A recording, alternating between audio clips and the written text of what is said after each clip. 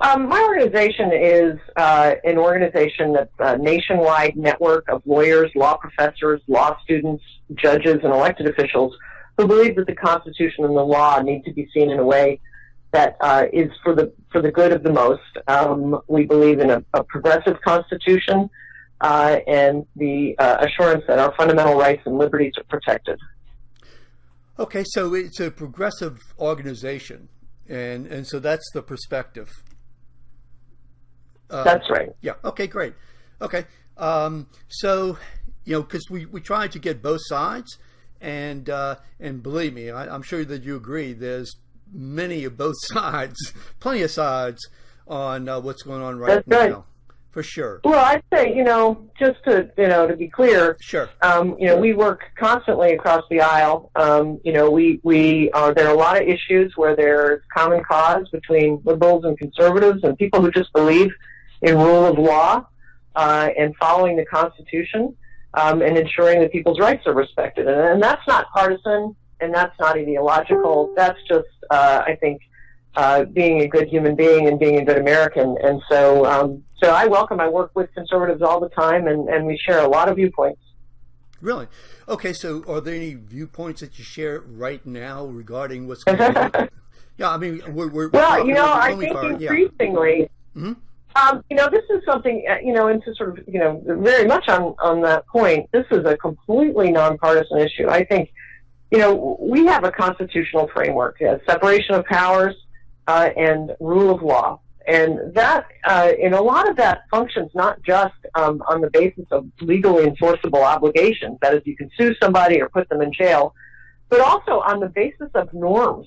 How do we usually operate? And I think what's so concerning right now is that President Trump is throwing all that out the window. Normal ways of behaving that Republicans and Democrats in the presidency or in Congress, the way they've behaved, the way they've taken action, the way they've interacted with each other, and the respect they've had for the different branches of government is very much in danger right now. And so I think this is an area where we're seeing anxiety, real concern from Republicans, Democrats, independents, you name it. Our constitutional framework is under duress right now. Okay, so this past week was really, has been just absolutely crazy, bizarre, frantic. What's going on? Well, I think that's what we need to get to the bottom of. President Trump sent a letter to Jim Comey telling him that he was fired, and there were multiple explanations for that. Some of the explanations from people at the Justice Department and the White House attributed the firing to mishandling by Jim Comey of the investigation into the Hillary Clinton campaign's emails. And her emails at the State Department. And then President Trump was on TV last night and completely threw that one out and said, no, actually, it was about Russia. Then he proceeds to say that, Jim Comey promised him 3 times that he wasn't being investigated for Russia. That he had him to dinner at the White House. And, he implies that there's sort of a quid pro quo that, Comey could stay if there was no more Russia investigation. And so I think this all really puts front and center that we need to get to the bottom of this. It may well be that nothing wrong happened, that the president is not in any way compromised by relationships with the Russians, that the president did not suggest that Jim Comey was asking for a quid pro quo or that he was offering a quid pro quo for dropping the investigation.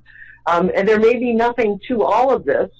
But at the moment, unless we know that, I think we're all worried that there is. And I think compounding this with this additional, I think, to be most charitable about it, unintended incompetent act of having the Russian ambassador and the foreign minister in the White House and the official photographer of the Russian government in the Oval Office where no American press was allowed. This guy is also, the photographer also is the photographer for TASS, which is a Russian press agency. And to allow him to take pictures that then go, that are then broadcast when no American press was in the room, and the suggestion that there was a security breach because American security services didn't seem to know that the Russians were going to be in the Oval Office and that there was going to be a cameraman with potentially some kind of listening devices that could be planted or others. So it's all just so murky right now. It raises so many questions. But I think the only thing that we can, that we as Americans, really should be demanding is a fair, impartial, and thorough investigation. Well, that's what Donald Trump says that he wants. Am I correct? I mean, he is saying. I hope so.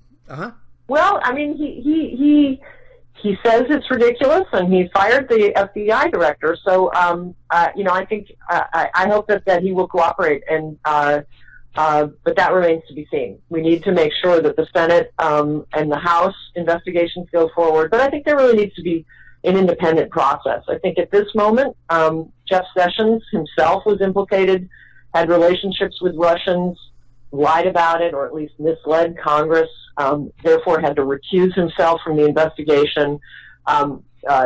His deputy, Rod Rosenstein, is now himself in some trouble because the letter he sent about the basis for firing, completely contradicted by Donald Trump last night on television. There are a lot of questions about whether he was coerced. So he doesn't seem like he's independent either. So I think, we need an independent commission appointed by Congress. We need a special counsel who is in the Justice Department, but free from intimidation and coercion by Jeff Sessions or Rosenstein. And without that, I think we are not going to be satisfied that we know the answers and that we know whether or not the Russians were engaged in trying to swing an election. And I want to go back to that because that is really what is at base here. A foreign country that not only is a foreign country, but is one of our oldest and worst enemies.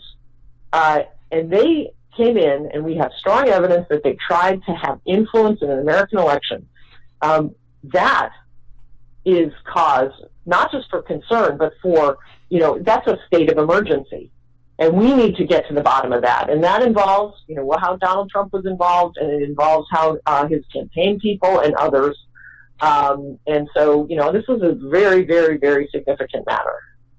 Sure. Now, let me just mention this, that right now, those people who are watching on Bayou Buzz or my own Facebook page or my Louisiana Politics group, or your page right now, American Constitution Society for Law and Policy.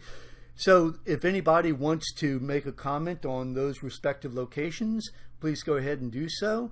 If you have a question that you want to ask or a comment, the telephone number is right above my head on the video. Again, thank you. I really appreciate you taking your time to discuss this with us. Again, this is being posted on and played live on your Facebook page also, your organization.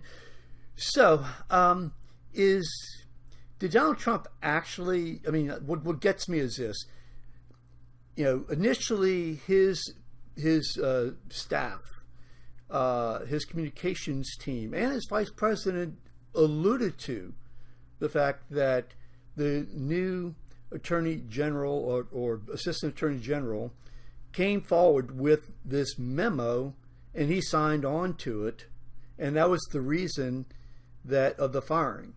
But then something changed. Yesterday, he said that he was going to do it all along when he said it at NBC. So what changed? Is it that the White House is so reckless in making a comment? Did they not? Seriously, I'm just wondering. I don't know. Well, that's just, I think it's a state of bewilderment. And at the beginning of this conversation, when I mentioned chaos in D.C., there really is chaos. I think people, and I'd say almost the people who are the most upset and concerned is the Republican Party right now, not knowing what to expect from this president.